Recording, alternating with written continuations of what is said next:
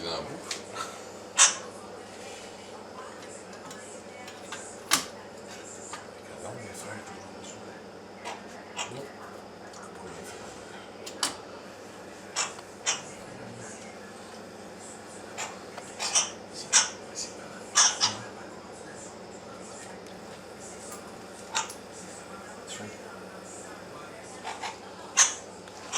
Alors ça, c'est des belles images pour les gens qui disent qu'on ne peut pas avoir plusieurs perroquets en même temps. Ouais, On doit n'en avoir qu'un seul. Parce qu'ils peuvent être jaloux, malheureux, se déplumer, etc. Là, vous avez la preuve vivante là, que non, ce n'est pas vrai. Encore une fois, le problème comportemental des perroquets est lié au comportement de l'humain qui s'en occupe. Selon comment vous allez vous occuper de votre perroquet, qu'il soit seul ou avec d'autres copains, copines, il aura des réactions. Et on l'a bien vu avec l'histoire de Coco. On peut aimer autant un perroquet qu'on le veut. Il peut à n'importe quel moment arriver ce fameux moment du piquage. Donc arrêtez de relier le piquage au fait d'avoir plusieurs perroquets. Ça peut être. Ça peut, oui, mais comme Il y a on des l'avait milliers dit, de il peut y avoir causes. des milliers, exactement, des milliers de causes pour le piquage. Donc moi, ce que je veux montrer aujourd'hui, c'est la sociabilité des perroquets. Les perroquets peuvent très très bien vivre à plusieurs dans le même environnement. Puis Gringo est un des meilleurs exemples parce que supposément que les gris ont beaucoup de misère à Exactement, endurer c'est les ce autres qu'on dit. races. Oui, tout à fait. Mais il y a la façon aussi d'introduire les perroquets dans leur espace, dans l'ordre d'introduction. Lorsque Gringo est arrivé, il y avait déjà quelqu'un. Il y avait déjà un autre perroquet. Il y en avait même... non, elle est arrivée en deuxième, Non, troisième. troisième. Elle est arrivée en troisième position après le Youyou du Sénégal. Donc elle est arrivée dans un espace où il y avait déjà d'autres perroquets. Ensuite, pour tous ceux qui détestent les animaleries, elle avait en plus passé du temps dans des endroits où elle entendait d'autres oiseaux, d'autres perroquets. Elle se faisait nourrir alors qu'il y avait d'autres perroquets qui étaient là. Donc oui, elle avait l'habitude de cette sociabilité. Alors mesdames et messieurs, quand vous dites que votre perroquet est agressif, au moment où je dis ça, elle va me bouffer l'appareil photo. Je peux vous dire une chose, oui, on peut effectivement avoir plusieurs perroquets, mais il y a une façon d'introduire les nouveaux, il y a une façon de les présenter entre eux, il y a des temps d'adaptation, il faut malgré tout que chacun ait sa propre cage, ça Marc-Éric nous l'a déjà dit plusieurs fois, et c'est primordial, la cage de l'oiseau, je vous le rappelle, après 100 mètres, c'est quand même la deuxième chose qu'il aime le plus au monde, parce que c'est là où il se sent en sécurité et où il peut dormir tranquillement et jouer, manger, se nourrir, pardon, et faire tout ce qu'il a besoin de faire tranquillement. J'ai lu le message d'une dame l'autre fois qui avait un Quaker puis un Amazon. Puis elle, son but était de faire vivre dans la même cage et son Quaker et son Amazon. C'est deux perroquets d'une grosseur totalement différente. C'est terrible de faire ça. J'ai essayé de lui dire, écoute, si tu fais ça, tu vas revenir chez toi et il va t'en rester un seul. Ben oui, bien sûr, c'est très dangereux. Et peut-être que l'autre va être blessé aussi gravement. Ouais. Fait que parce que les becs des perroquets, c'est rempli de bactéries, fait que, qui sont pas bonnes pour nous autres. C'est pour ça que quand ils nous mordent, généralement, on a un petit point mauve qui fait le tour.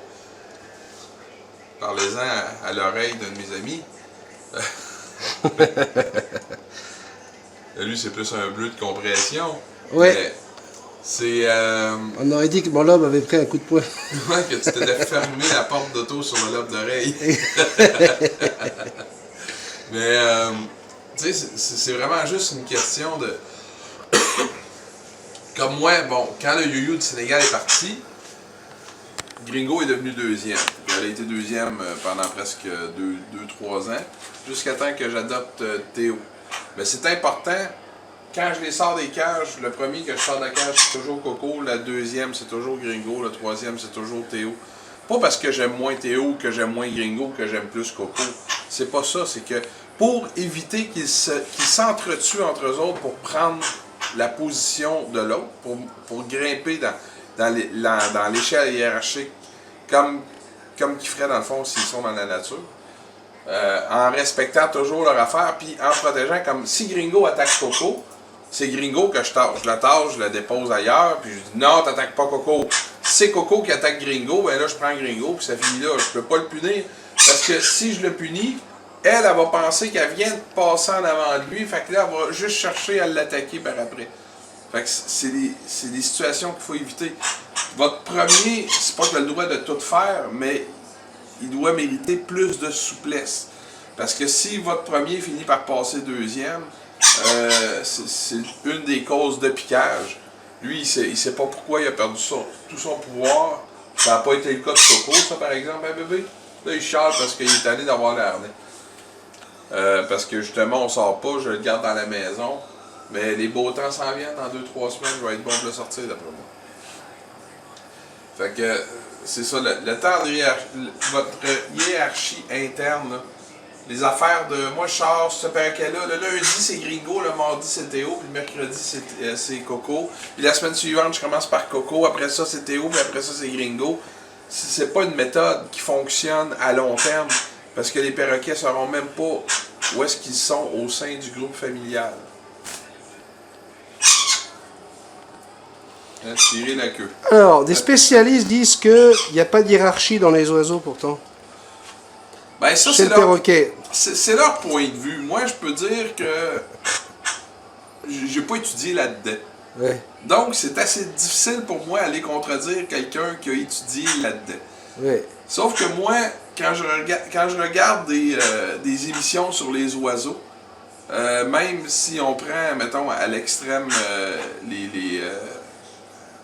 disons, dans l'angle extrême, si on regarde les corbeaux, le corbeau, généralement, qui est le maître, le chef je me souviens, c'est quoi le nom là, du regroupement de corbeaux, mais le chef de la gang, c'est toujours lui qui va s'avancer pour goûter en premier.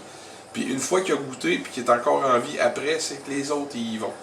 Fait que c'est un comportement qu'on retrouve chez plusieurs espèces d'oiseaux. Comme toi et moi, hein, nous on goûte toujours en premier, puis quand il n'y en a plus, les autres ils savent que c'était bon. Exactement.